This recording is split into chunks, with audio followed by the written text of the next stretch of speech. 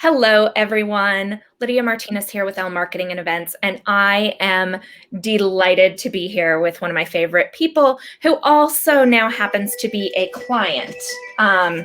Sorry, guys, that was my phone. I don't know how it rang. Usually that's totally on mute. So I'm here with Elif today. She is the founder and owner of a couple of companies.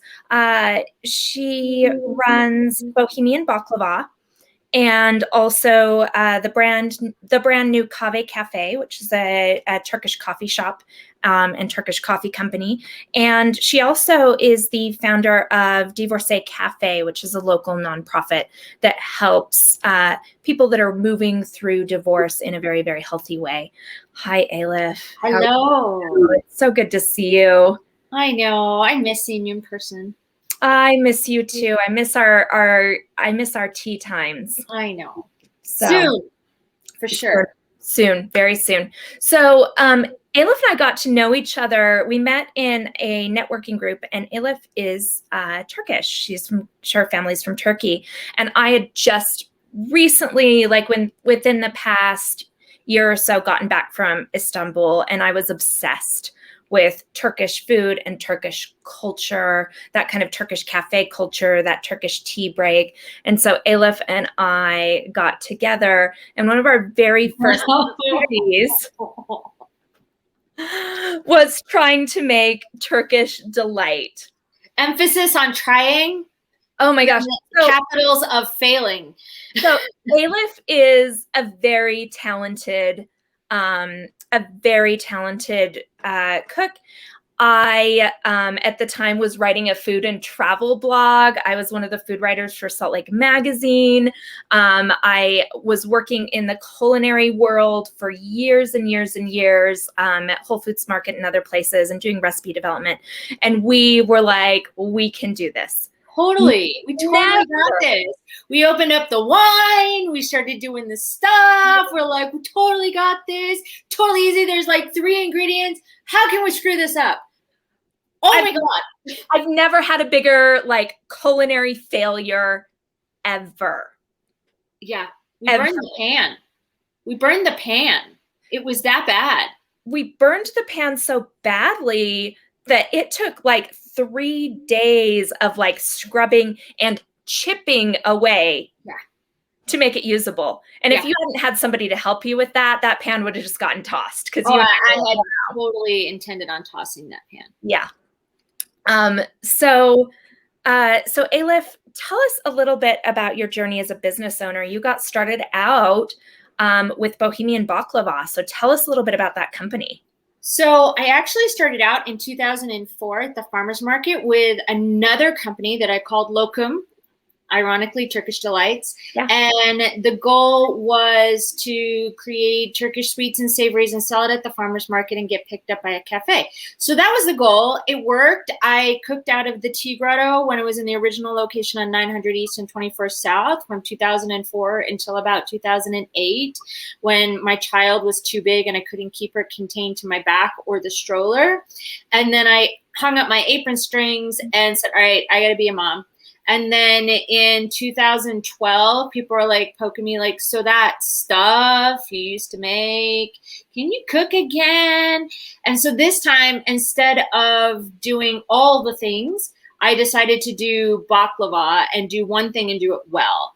And I started out with my company was called Blissful Baklava. I know, it's so dorky. I don't think I knew that. Yeah. So I originally pulled back the baklava to be part of a give back with my divorce coaching and to have it as someone to send to someone else. And it was called Blissful Baklava. Don't you want a bite of bliss? I know. It's we all grow as business owners. Yeah. And so then I went through the Banking on Women program through the Utah Microenterprise Loan Foundation. And then we did market research, and I realized there were 8 other people doing baklava in the city and selling it as a business. And I said, all right, well, what makes me different than all of these other? Everyone's doing their own different demographic of baklava, but what made me different? And what made me different was that I really enjoyed doing different flavors. So I'm like, all right, bring on the dark side. We will totally embrace the differentness and we'll be eclectic. And then I went to the thesaurus and I'm like, well, tell me a new name, because blissful baklava just isn't cutting it anymore. And so that's how I ended up with Bohemian, was because it was a synonym for one word that I put in, like, oh yeah, I like that. That's it. I work with that. So that's how Bohemian Baklava came about. And I took flavor challenges. So I punk out Turkish baklava with different flavors and fusions. So that's my joy. It's my paintbrush. If I can't have canvases to paint, I will use phyllo dough.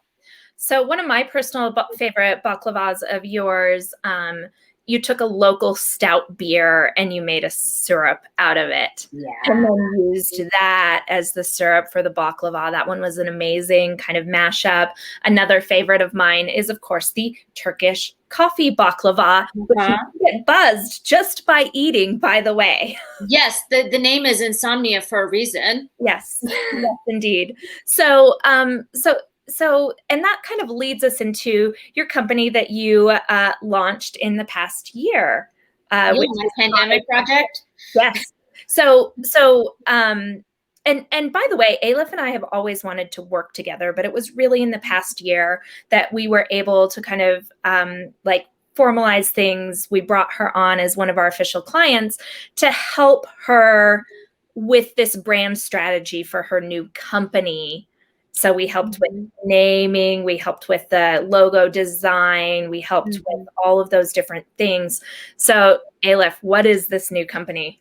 So, the pandemic happened and everything shut down, and my business went from having multiple restaurants and cafes that were purchasing my stuff to like 0. So I figured, well, if I am not having cafes to purchase my stuff, then maybe I should open my own cafe. And people have been asking when I'm going to be doing Turkish coffee and Turkish tea, because, as you know, people come over and visit with me and like they set their timer because tea lasts 3 hours, because there's like a time warp in my house that sucks people in. I totally own that, and they want that. And people really enjoy the Turkish tea and the Turkish coffee when they would come to my house to do Divorcee Cafe. So that was the natural progression of a Turkish sweet and savory cafe that would do Turkish coffee and Turkish tea. I don't want to do all the things. Right. I'm not doing all of the heavy food or whatever.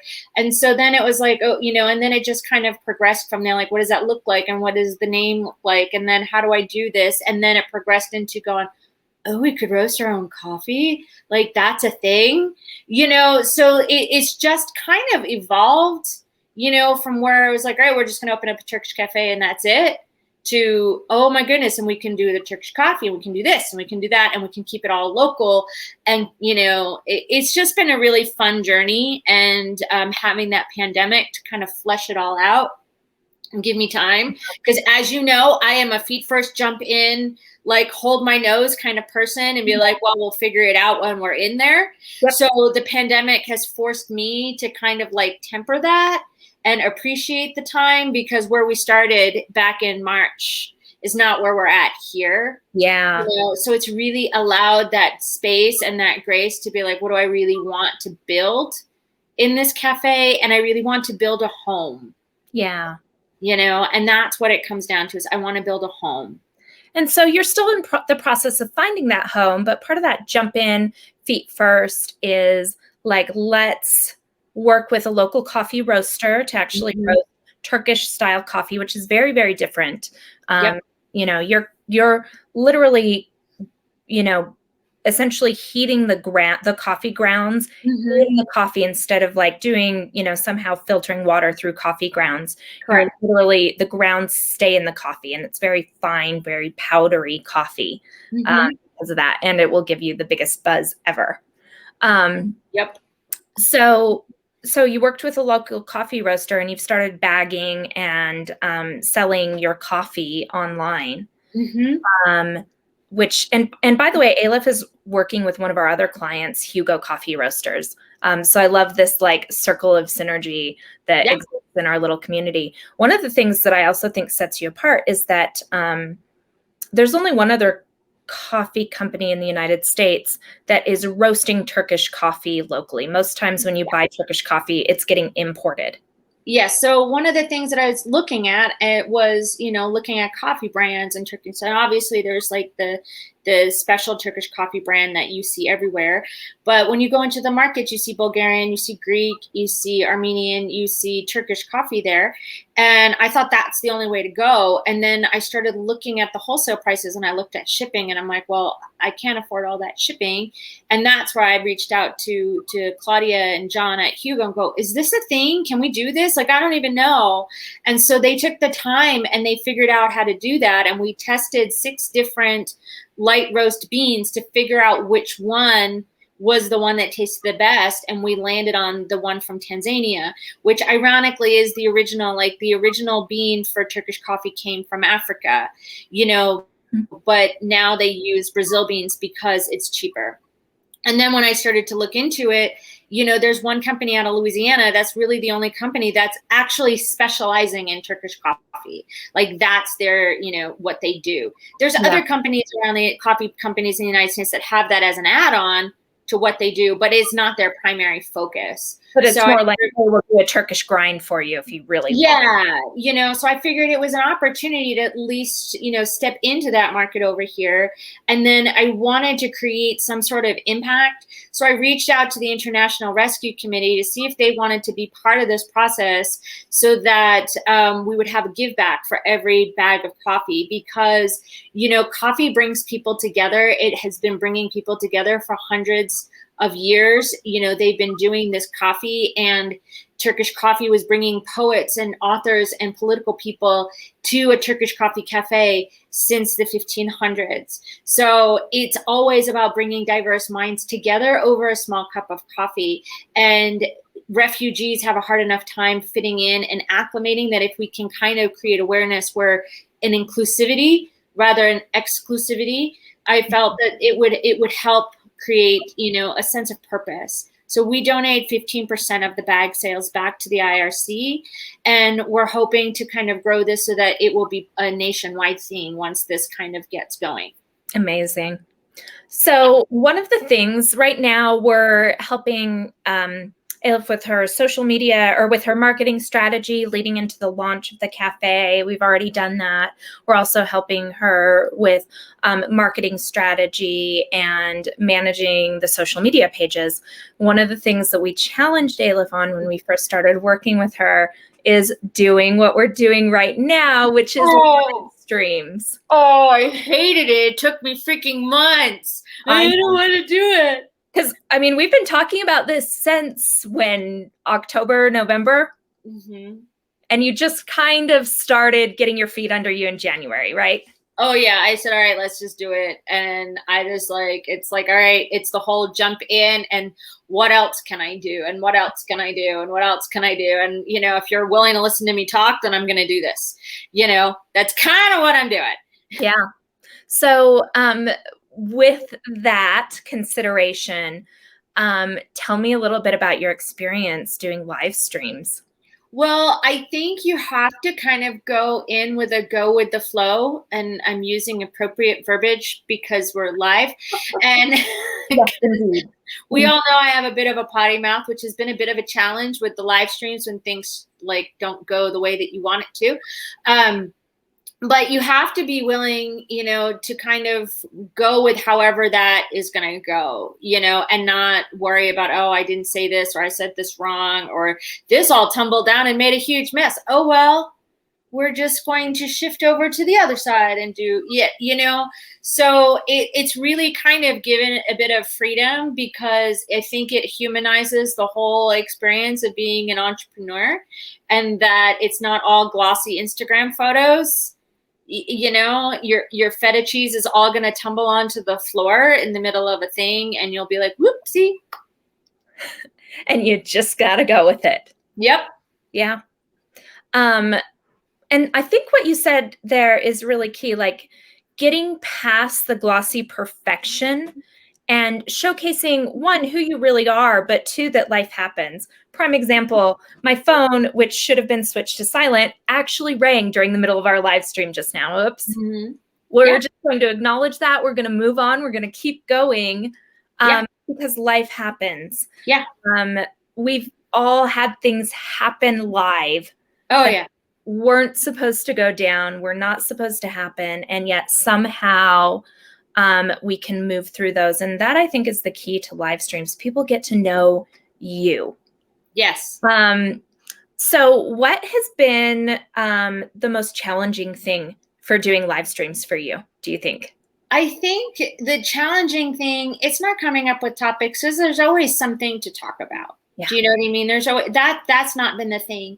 I think a lot of it is figuring out like different things to wear. I think honestly that has been challenging. Like you put on something like that doesn't work for the video. You have to go and do like, so I think it's been challenging to figure out what you wear so that you don't look like a bigger dark than you already do. You know, and you wear something, I'm not going to wear solid colors, everybody. Right? You know, don't wear a poncho on a live stream because you look like a freaking hippopotamus, you know?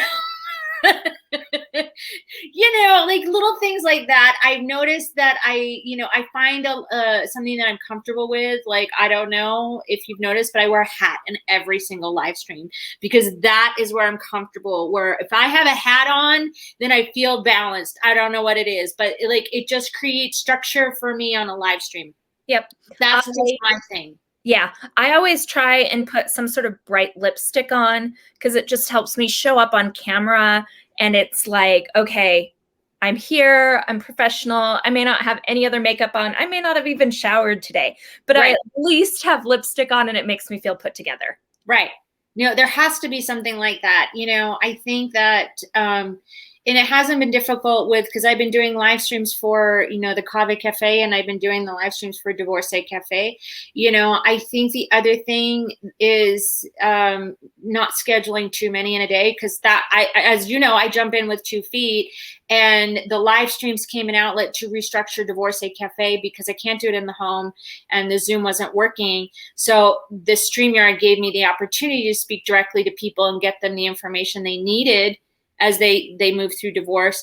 And it also was able to expand into Kahve Cafe. And I've noticed the last 2 weeks I've been scheduling a lot, and it's very exhausting. So, you have to be able to figure out what you're on.